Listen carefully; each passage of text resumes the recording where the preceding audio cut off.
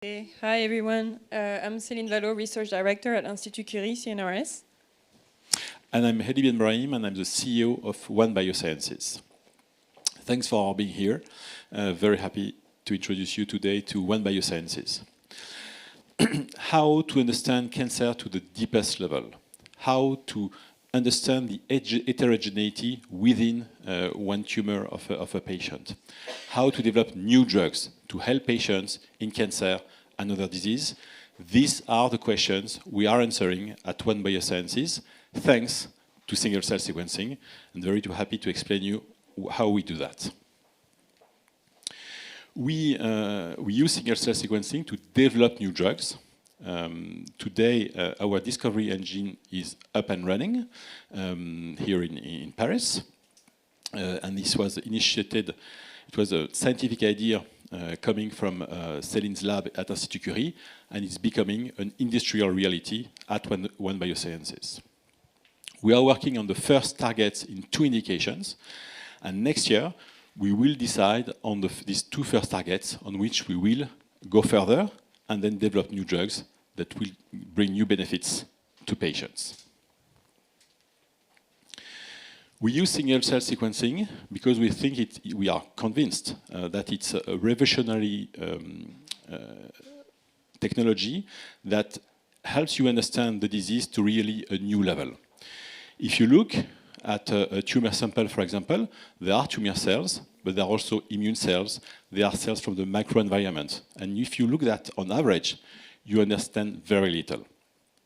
If you use single-cell sequencing, then you will understand each cell individually, each family of cells, how they communicate together, how the tumor cell, for example, we use the microenvironment to grow faster, and that will give you ideas on how to break these links, how to stop the cancer from growing. You can also identify very rare cell types, but even though they are rare, they can have a big role in the disease. Also, if you identify the tumor cells, for example, out of the other cells, you know that a tumor is not one cell that is replicated 1,000 times. It's 1,000 different cells each time because all of them have different mutations. Doing that, we can understand the commonalities within this different tumor cell and find a new drug that will attack all these cells at the same time. That's why we want to use single-cell sequencing to develop a new drug to help patients. So here where the game actually begins. So what we have at One Biosciences is a unique method to do this single-cell measurement. But as you can imagine, as Hedi was saying, you get thousands and thousands of data points for each tumor cell individually, and you do that for thousands of tumor cells. So in the end, you get millions and millions of data points, where before you would get several data points as an average measurement of the tumor. And here is really telling you that before we were dealing a few years ago with 1 gigabyte for each patient, and that was already a lot in standard of care. But now what we're doing is dealing with 200 gigabytes of data for each patient. And this is where we need to assemble a full suite of data science, from the data science, data engineering, to also the modeling, and also deep learning, to really extract what will be the gist within this data and what will be the correct target identification and how tumor cells talk to one another.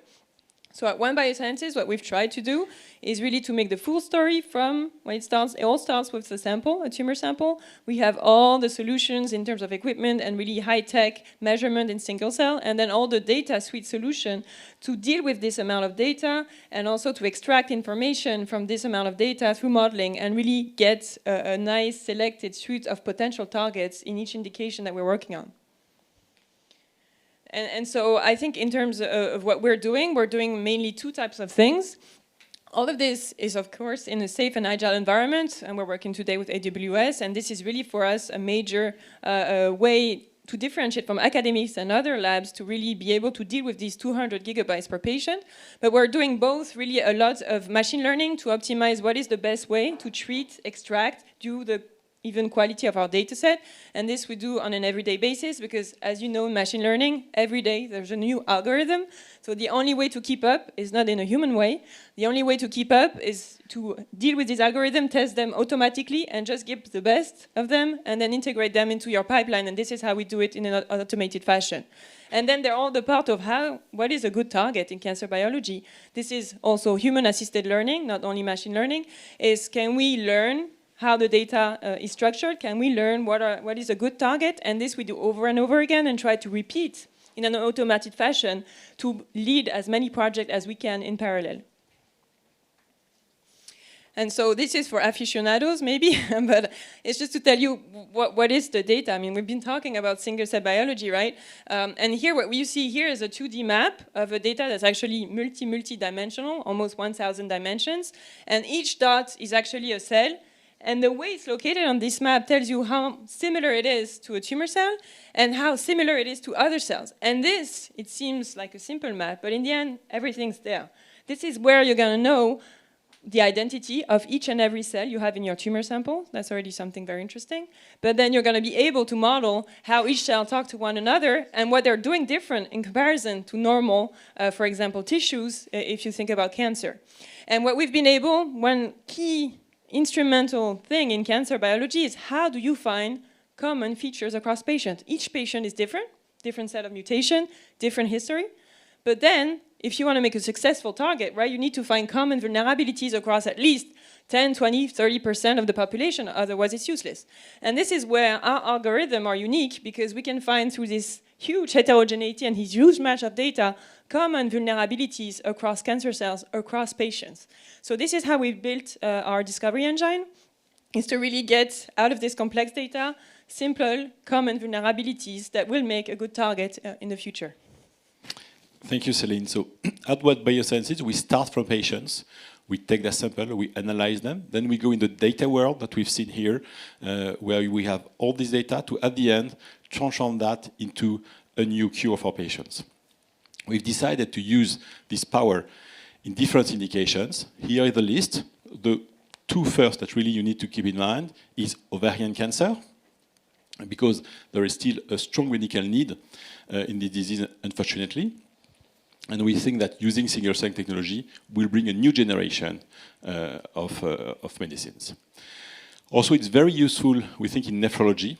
So we've launched a program. We've just signed very recently a partnership with APHP, the Paris Hospitals. In this disease, just for you to understand, 1% of the cells are responsible of the disease. So if you look at average, you will see nothing. If you look cell by cell, then automatically our algorithm will detect this family of cells and understand what's happening and find a new way to support them. We are not stopping there. We are already working on other kind of cancer and also other disease within nephrology. But the area of application can be even broader than these two parts. This is an example of what we get here, and we are talking about nephrology. So here we are looking at this very rare cell type, but it's really where the disease is happening. So you see that they really spot out automatically, thanks to our algorithm. Then we will analyze what's happening there, what pathways are activated to develop a drug to help the patients.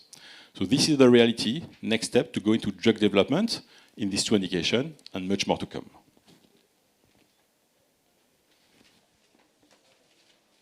Thanks for your time.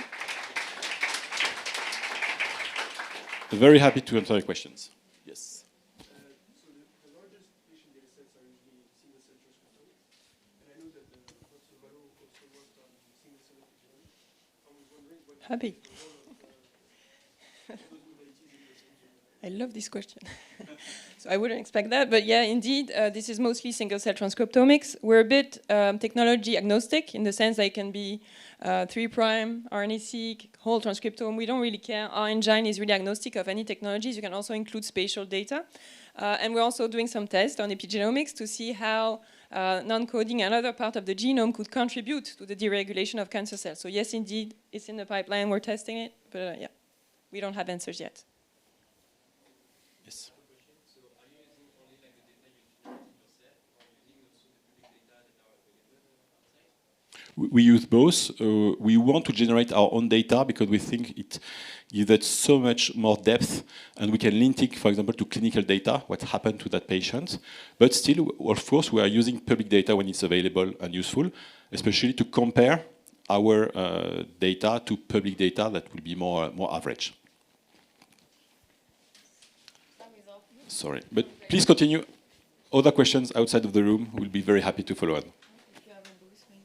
We don't have a booth, but we have a website, email, everything, LinkedIn, so on.